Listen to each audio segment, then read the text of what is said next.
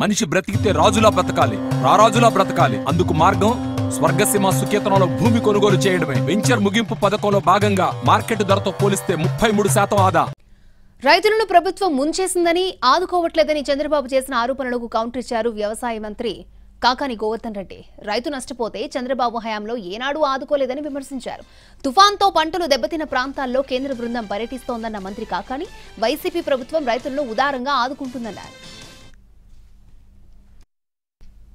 ఏదైనా రైతులకు ఇబ్బంది కలిగితే ఇన్పుట్ సబ్సిడీ అనేటువంటిది రైతు నష్టపోయినటువంటి నష్టపరిహారం నీ హయాంలో, నీ జీవితంలో ఏ రోజైనా రైతులకు అందించావా? నష్టపరిహారం ఇవ్వాలి అంటే దానికి నిర్దిష్టమైనటువంటి విధానాలు ఉన్నాయి.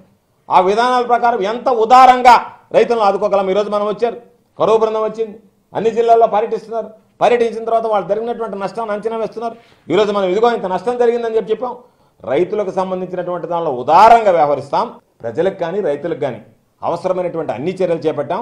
చంద్రబాబు నాయుడు లాంటి నీతి మాలినటువంటి వాడు, నిజాయితీ